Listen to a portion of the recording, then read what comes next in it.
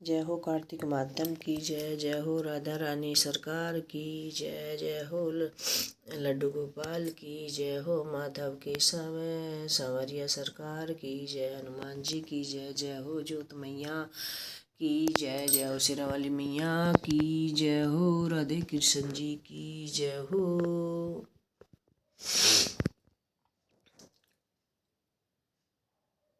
जय हो लक्ष्मी गणेश की जय। अब हम पढ़ेंगे कार्तिक महात्यम। अब पढ़ेंगे कार्तिक महात्यम का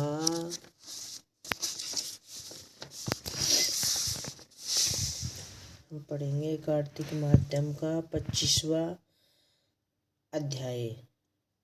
शुक्राचार्य जी कहने लगे कि हे राजा बलि, विष्णु तुम्हारा राज्य लेने के लिए अतीत के गर्भ से जन्म लेकर वहीं तुम्हारे यज्ञ में आए हैं, सो तुम इनको कुछ भी मत देना। राजन, मेरा कहना मानो। नीति शास्त्र का कहना है कि अपनी बुद्धि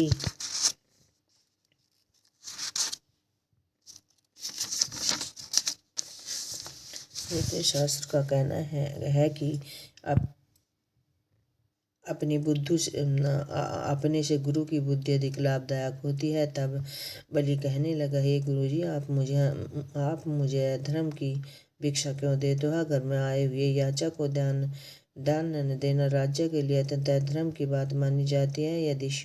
यदि स्वयं विष्णु भगवान ही याचक बनकर आए हैं तो इसके बराबर मेरे लिए सौभाग्य की बात क्या हो सकती है। मैं जितना भी यज्ञ करता हूँ केवल विष्णु की प्रसन्नता के लिए करता हूँ, अतएव यह बटुक जो भी मुझसे मांगे मैं अवश्य दान दूंगा। इतने में भी वामन भगवान राजा बलि के यज्ञ के मंडप में आ गए। तब बलि ने अर्घ देकर उनको यथोचित आदर सत्कार करा, फिर हाथ जोड़कर खड़ा होगा और कहने लगा कि हे नाथ, मैं कृतार्थ हो जो यहाँ आकर दर्शन दिया।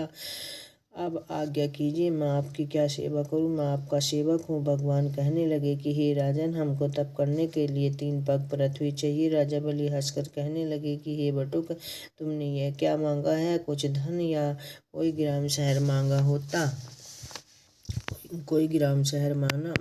मांगा होता।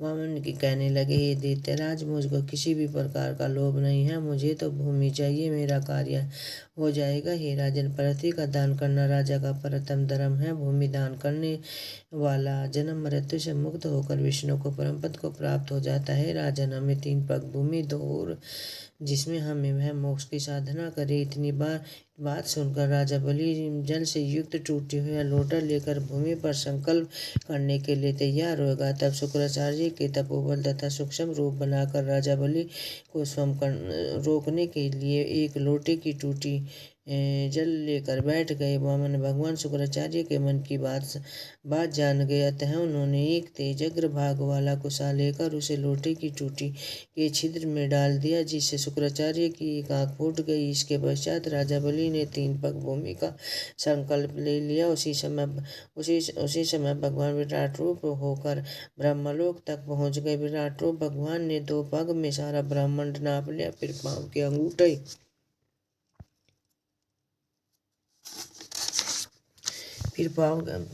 के अंगूठे से सारा ब्रह्मांड फूट गया। उसके फूटे मार्ग पर पानी के तेज बहुस्रोत बहने लगे। भगवान विष्णु का पैर उस जल से धोया गया। वह निर्मल लोक पावन धारा का रूप हुआ। वहीं ब्रह्मादिक देवताओं को पवित्र करता हुआ ऋषियों और मुनियों को सेवित सुमेरु पर्वत के ऊपर खड़ा तथा गंगा के नाम से विख्यात हुआ। इस दृश्य को देखकर ब्रह्मादिक सब देवता और ऋषि मुनि स्तुति करने लगे कि हे स्वामी अन्य मूर्ति, आपको नमस्कार है। इस प्रकार सुनकर यह भगवान ने देवताओं को उनका अपना अपना स्थान दिया। तब बलि को रसताल से भेजते हुए उसको वरदान दिया कि अग्नि में बिना मंत्र के जो हवन किया है तथा